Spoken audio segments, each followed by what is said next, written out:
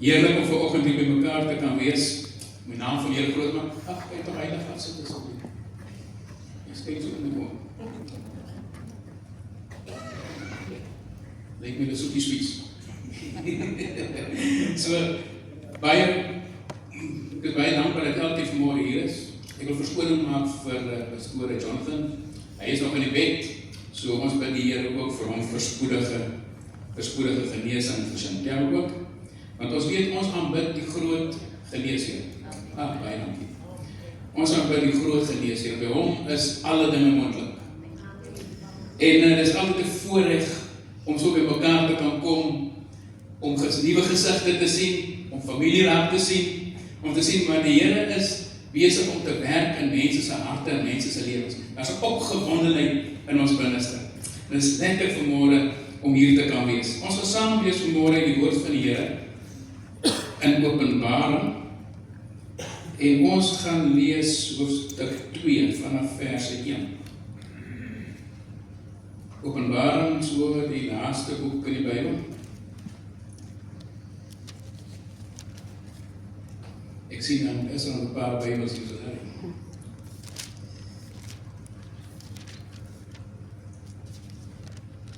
Dit is skryf aan die engel van die gemeente in Efese. Dit sê hy wat die 7 sterre in sy regterhand hou, wat wandel tussen die 7 goue kandelaars. Ek ken jou werke en jou arbeid en jou lydsaamheid, en dat jy slegte mense nie kan verdra nie, en dat jy die op die proef gestel het, wat sê dat hulle apostels is, en dit nie is nie, en hulle is leenaars bevind het, en dat jy verdraad en lydsaamheid besit, en terwille van my naam gearbei en nie moeg geword het nie, maar ek het dit teen jou dat jy jou eerste liefde verlaat het. Onthou dan waarvandaan jy uitgeval het, en bekeer jou, en doen die eerste werke. Anders kom ek gou na jou toe, en sal jou kandelaar van sy plek verwyder, as jy jou nie bekeer nie. Maar dit het jy, dat jy die werke van Nicolaïte haat, wat ek ook haat. Wie een oor het, laat hom hoor wat die Gees in die gemeente sê. Aan hom wat oorwin sal ek gee om te eet van die boom van die lewe wat binne in die paradys van God is. Net of soveel. Jesus begin sy boodskap aan die gemeente van Efese met lof en waardering. Hy prys hulle vir hulle goeie werke, vir hulle getrouheid, selfs in moeilike tye, dat hulle nie moeg geword het nie, dat hulle by die leerstelling gebly het, dat nie van hulle geloof afvallig geword het nie, selfs in moeilike tyd, was hulle altyd daar om vas te hou aan die regte geloof, om nie weggewys te word op 'n dwaalweg te gaan nie. Ons sal sê, maar dit klink na 'n wonderlike gemeente. Die Here prys hulle vir hulle geloof, vir hulle godsdienst, vir wat hulle doen. Maar dan kom daar een groot waarskuwing. Die Here wys vir hulle iets, daar's iets wat hulle verloor het. Nie hulle geloof nie, nie hulle godsdienst nie, maar hulle het hart verloor. Hulle die liefde het hulle verloor. Hulle het hard gewerk, omdat dit hulle plig was, maar nie uit ware liefde nie. Die woord kom en sê in Matteus 15 vers 8, hierdie volk nader my met hulle mond, en eer my met die lippe, maar hulle hart is ver van my af. En dit is wat die Here oordra aan hierdie gemeente van Efese. Alles wat hulle doen is goed, maar alles wat hulle doen is uit plig, maar nie uit liefde vir die Here nie. En dis wat die belangrikste moet wees. En dan kom hy en sê vir hulle die harde woorde. Hy sê vir hulle, ek het dit teen julle as 'n gemeente, ek het dit teen julle, dat julle jou eerste liefde verlaat het. Hoe seer moet dit nie maak nie? Hoe teleurgesteld moet daardie gemeente nie wees nie? Hulle doen alles wat reg is en alles wat goed is, en nou kom Jesus en Jesus sê vir hulle, ek het dit teen julle. Ek het die eerste liefde verlaat. Hoe voel 'n mens, 'n persoon in jou binneste, as die woord van die Here tot jou kom, en sê ek het dit teen jou, dat jy jou eerste liefde verlaat het. Jy is besig om die regte dinge te doen. Alles wat goed is, doen jy, maar daar is een ding wat kort kom, en dit is daai vuur in jou binneste. Eerste liefde verwys na daai vurige gevoel in jou binneste die dag, as jy die Here ontmoet, waarlik wedergebore word, en jy daai ontmoeting by jou lewe omdoop. En jy ervaar daai vreugde en daai blydskap, daai oorgawe, om alles te sê, Here, my alles op die altaar. Dit word gedryf van jou, hier in jou binneste, om sy aangesig te soek, om in sy teenwoordigheid te wees. Jy het 'n smag en 'n honger na sy woord. Jy het 'n smag en 'n honger na samekomste.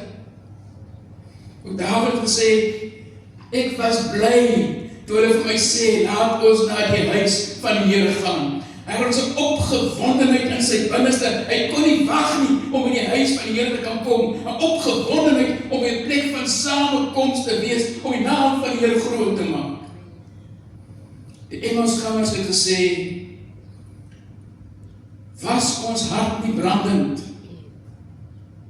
Was ons hart nie brandend toe hy met ons gepraat het nie?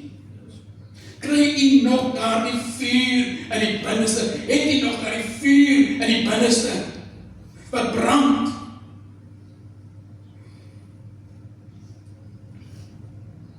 Hy het ons eerste lief gehad. Die woord sê vir ons in Romeine 5 vers 8, God bewys sy liefde daarin dat Christus vir ons gesterf het, toe ons nog sondaars was. Geen groter liefde is daar as Jesus vir ons bewys het aan die kruis. Elke druppel bloed wat gevloei het, roep uit en sê, dis vir u, dis vir jou, dis vir my. Ek het jou lief, so lief dat ek my lewe vir jou aflê. Daarom is dit so hartseer vir die gemeente van Efese, dat hulle die een wat vir die kruis gesterf het, die een wat vir hulle die prys betaal het, die een wat vir hulle gemaak het, dat hy ewige lewe kan hê, verlaat het.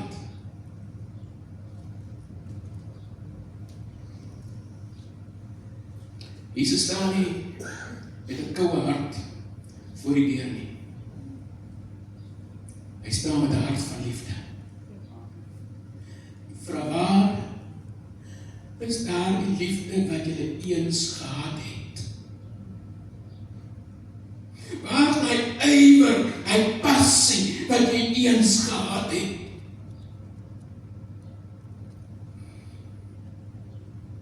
Dit laat my dink aan 'n jong bruidspaar.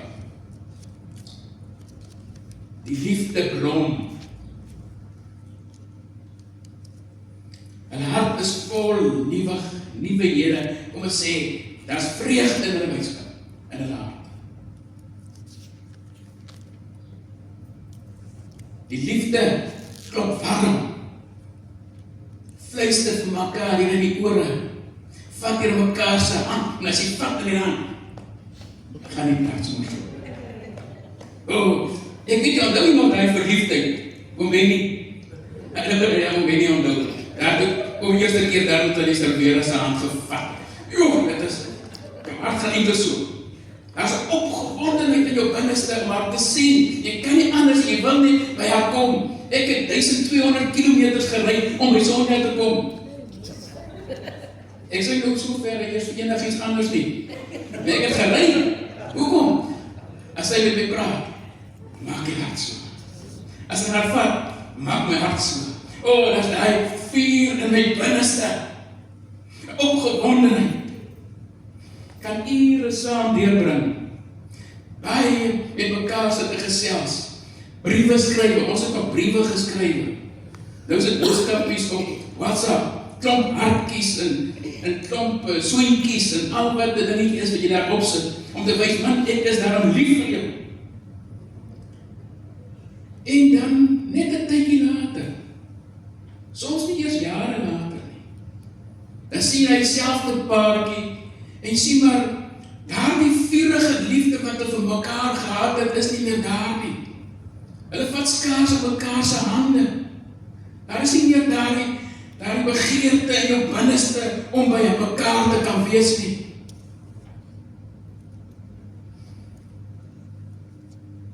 Altyd kan die regte dinge doen. Hard werk, rekeninge betaal, die honde was,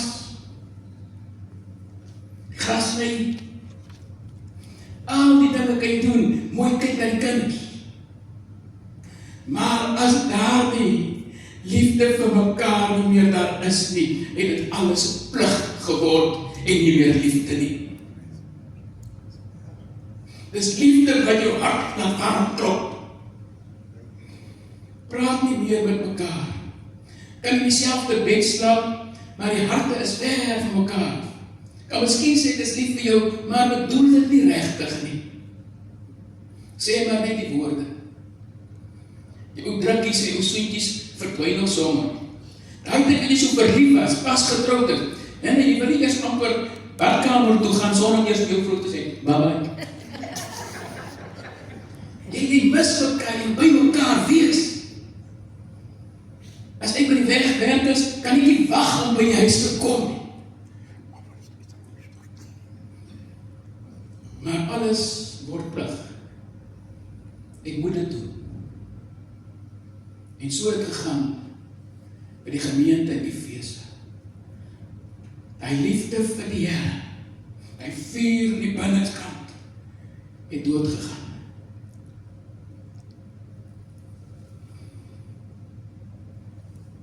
Jeremia praat met die volk, Jeremia 2 vers 13. Hy sê van my volk het 2 verkeerde dinge gedoen. My fontein van lewende water het hulle verlaat, of hulle reënbakke uit te kap, gebarste reënbakke wat geen water hou nie. 2 verkeerde dinge het hulle gedoen. My, die fontein van lewende water, het hulle verlaat. Wie is so dom om 'n fontein te verlaat en die ou reënbakke te gaan uitkap? Jy weet nie eers wanneer gaan dit reën nie. En dan lek die ding ook nog.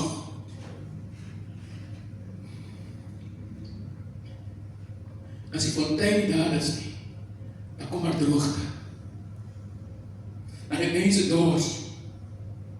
Jesus het vir die vrou by die put gesê, hierdie water wat ek jou gee, as jy dit drink, hierdie water, sal jy nooit weer dors kry nie. Hierdie is lewende water. Maar die gemeente van Efese het hierdie fontein verlaat en hulle het vir hulle reënbakke uitgekap. Tradisies en mensgemaakte gemooie was vir hulle baie meer belangrik as om die teenwoordigheid van die Here in hulle plek te hê en te ervaar. Kolossense 2 vanaf vers 20. As julle dan saam met Christus die eerste beginsels van die wêreld afgesterf het, waarom is julle asof julle nog in die wêreld lewe? Onderworpe aan insettinge soos raak nie, smaak nie, roer nie, aan nie, almal dinge wat deur die gebruik bestem is om te vergaan, volgens gebooie en leringe van mense, wat alhoewel dit 'n skyn van wysheid het, in eie sinnige godsdienst en nederigheid en 'n gestrekheid teen die liggaam geen waarde het nie, maar strek tot versadiging van die vlees. Al die ander dinge beteken vir ons niks. As jy nie 'n brandende en 'n vurige hart vir die Here het nie, beteken alles vir jou niks. Ons moet bid, sê Here, send a new touch of fire in my soul. Gee weer nuwe vuur in my lewe, Here. Dis wat nodig is. Ons moet hom vurig lief hê. en met gees en waarheid aanbid. Liefde vir Jesus moet 'n vlam wees wat brand in jou binneste.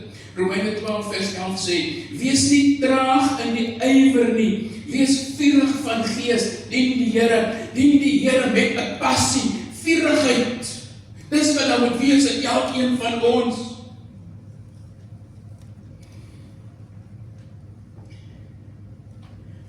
Dit beteken, ons moet daarmee vooruit. Ons moet nie moeg word nie. Jy weet, 'n vuur gaan dood as hy nie gevoed word nie. Soms is 'n vuurtjie net so effens as jy baie keer fyn houtjies nodig om op te sit en blaas, dan vat hy. Hy kan nie net met fyn houtjies werk nie. As jy stapel braai Jasper, dan gaan jy nie fyn houtjies op die vuur los en dis gebruik nie. Jy dik ook nodig om goeie koring te kry. Die vuur moet gestook word. Net so in ons huwelik. Die huwelik werk nie sommer maar net van self nie. Nee. Die huwelik moet gevoed word met liefde. Met drukkies en soentjies en weet jy gaan uit eet en al die wonderlike goed. Vir jou man so bietjie die gras sny. Dis 'n goeie. Daar's baie dingetjies wat maak dat 'n ou die huwelik kan voed. Dat die huwelik gesond is. Mekaar bystaan, mekaar ondersteun, opgewonde wees. Dat die gevoel wat jou hart so vinnig klop, moet nie verdwyn as jy nog aan haar hand vat. Of sy in jou hand vat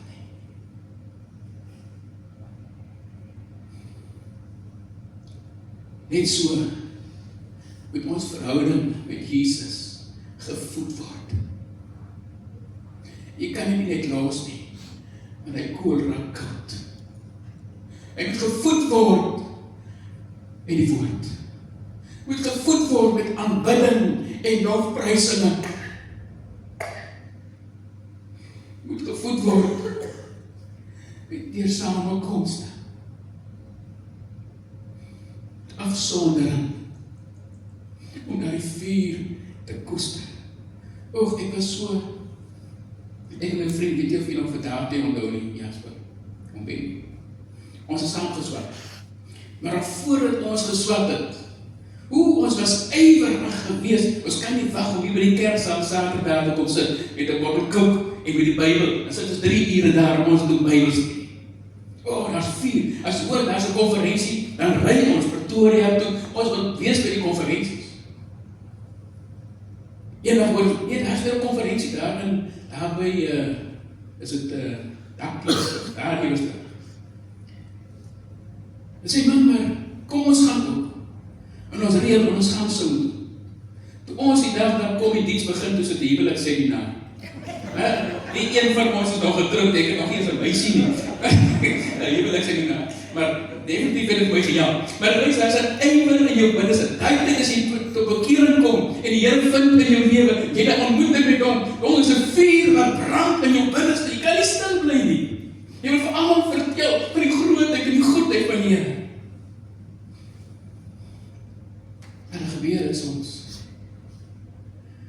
asof hierdie vuur al minder en minder brand.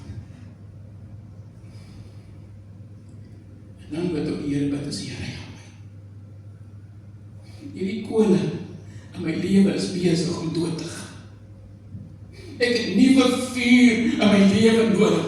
Hoe kry ek dit reg, Here? En hier kom Jesus en hy gee vir die gemeente van Efese 'n antwoord. Hy sê vir hulle in vers 5. Hy sê, onthou, bekeer en doen weer. Onthou die dinge wat julle gedoen het. Onthou dit wat hy vir jou gedoen het. Onthou daai pieks wat uitstaan met die ontmoetings met die Here. Onthou dit. En hy sê, kom weer terug daarheen. Bekeer jou en kom weer terug en doen weer dit wat jy gedoen het. Kry weer uit verliefdheid in jou hart, in jou binneste, dat jou gees weer smag na God.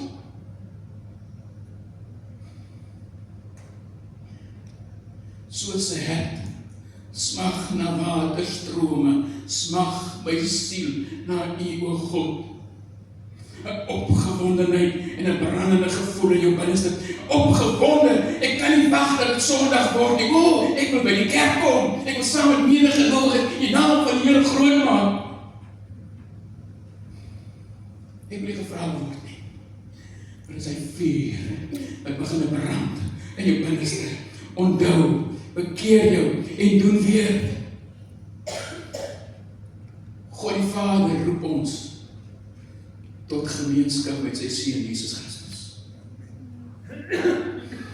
Nie my broer, nie my suster, niemand nie. God die Vader roep vir u en hy roep vir my en hy sê, ek wil hê, jy moet 'n lewende verhouding hê. 'n vuur wat brand in jou binneste. En as hy vuur brand in jou binneste, dan word jy jy word nederiger, jy word meer getrou, jou geloof is beter.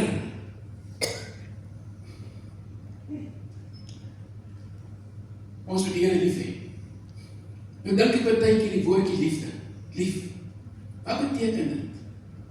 Want ek sê vir my vrou, want ek is lief vir steak. Is ook lief vir kos. Lief vir steak. Een man vraag vir my een keer, nou, as jy nou by die huis kom, wat drink jy? Wat is nou die sterkste drank wat jy drink? Ek sê, man, ek is lief vir melk. Kan dit nie geloof nie, ek is lief vir melk. Kan ek sê, ek is lief vir my hond. Ek is lief vir my vrou, ek is lief vir die gemeente, ek is lief vir my ouers, ek is lief vir die Here. Ek gebruik dieselfde woordjie, ek is lief vir somer, of ek is lief vir winter. Is daar 'n verskil in die woord wat ons gebruik, wanneer u en ek sê, ek is lief vir die Here? By watter een van daardie pas dit? Is die liefde wat ek het vir die Here gelyk staan aan die liefde wat ek het vir steak?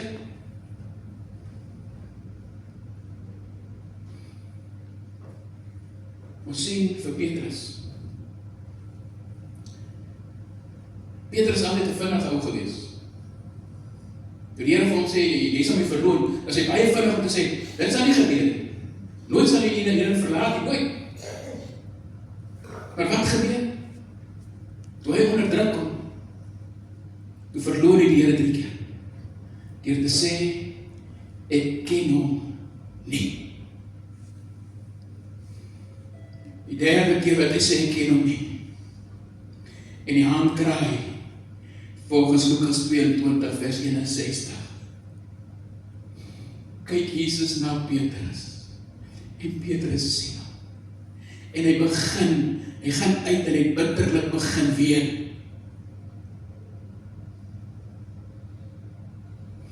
Hy het geween. Want hy het sy eerste liefde verloon. Hy het sy eerste liefde verlaat. Ek wil sê, ek ken hom nie. En weet ons aanbid die wonderbare God. Na Jesus se opstanding, Johannes 21 by die see van Tiberias, sit Jesus daar by 'n vuurtjie. En Petrus en van die ander disippels sit by hom daar by die vuur. En die Here gesels en hy praat met Petrus en hy vra hom 3 vrae. Hy vra die eerste vraag, hy sê, Simon, seun van Jona, het jy my waarlik lief, meer as hulle hier? En jy weet, Petrus antwoord, Here, ek het jy lief. Ja, ek het jy lief. En die tweede keer vra die Here weer vir hom, hy sê, Simon, seun van Jona, het jy my waarlik lief? Hy vra nie vir meer as hy ander nie, hy vra nie, het jy my waarlik lief? En weer sê Petrus, Here, ek het jy lief.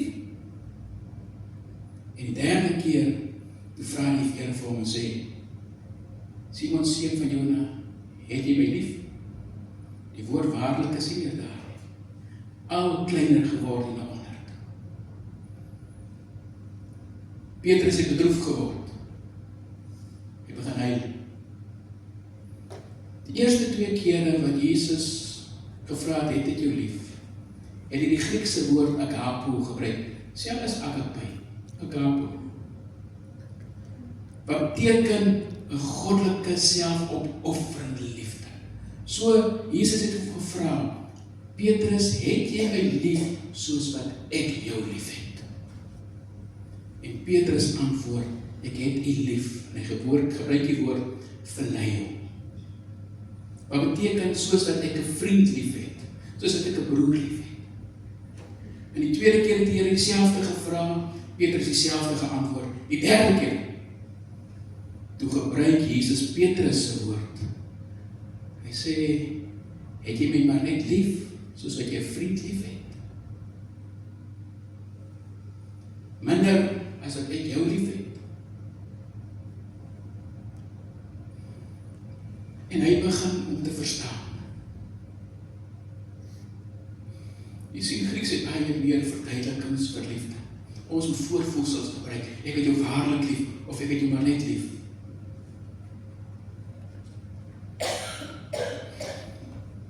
Petrus verstaan.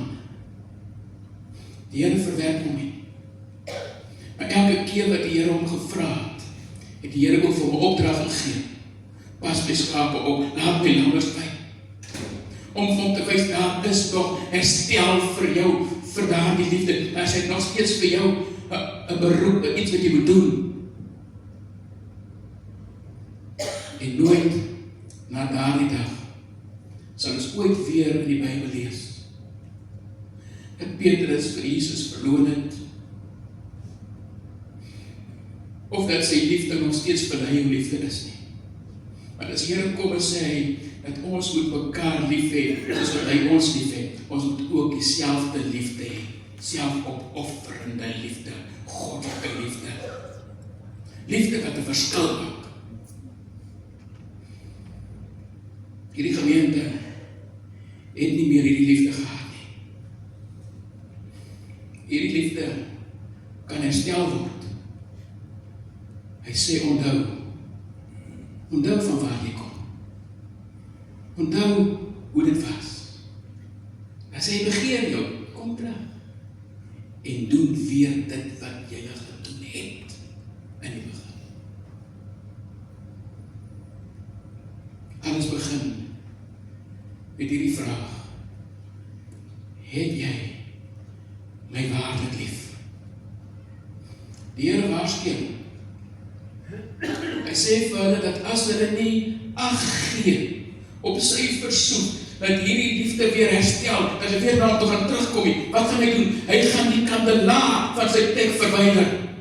Hulle sal nie meer van sy teenwoordigheid bewus word nie. Hulle sal nie meer van die werking van die Heilige Gees bewus word nie. As hy besluit om die kandelaar te verwyder.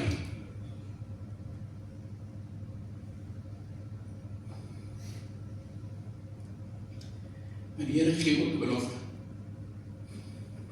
Dat as julle weer terugkom na julle eerste liefde. As jy terugkom na julle eerste liefde, dan sal ek gee dat julle sal kan eet van die boom van die lewe wat in die paradys geplant is. So daar is 'n moontlikheid van herstel vir die gemeente van Efese. Onthou, draai om, kom terug en doen weer wat jy gedoen het. Kry weer die verliefdheid wat jy gehad het vir Jesus. En die vuur wat gebrand het in jou binneste. Werk daaraan.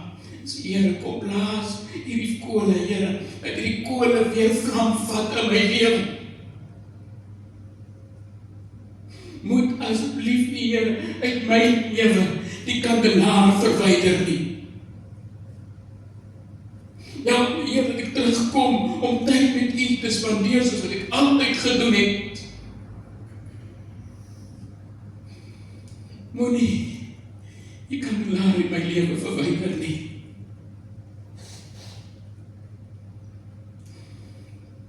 En ek weet, Here, as die vuur in my binneste brand, sal ek ook eet van daardie boom van lewe wat geplant is in die paradys.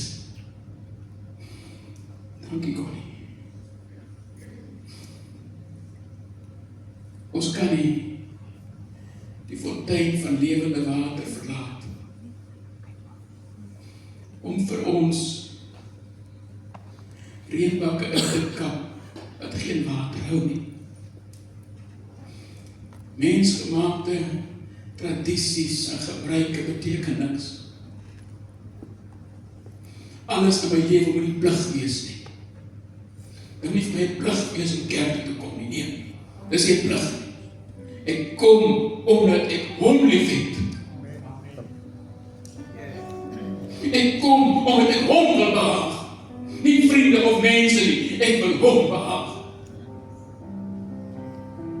En as ek wegbly en ek gedoen wat ek nie moet doen nie, of ek rus net, want ek wil nie die tyd uitkoop nie,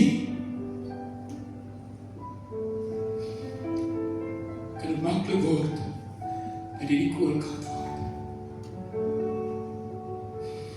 Ek wil nie hê, Here, dat ek hier lofprysinge aan U bring. En U sê vir my, dis maar net laat betaal nie. Dit kom nie uit jou hart uit nie. Maar die manier hoe jy leef, wys nie dat jy my lief het nie.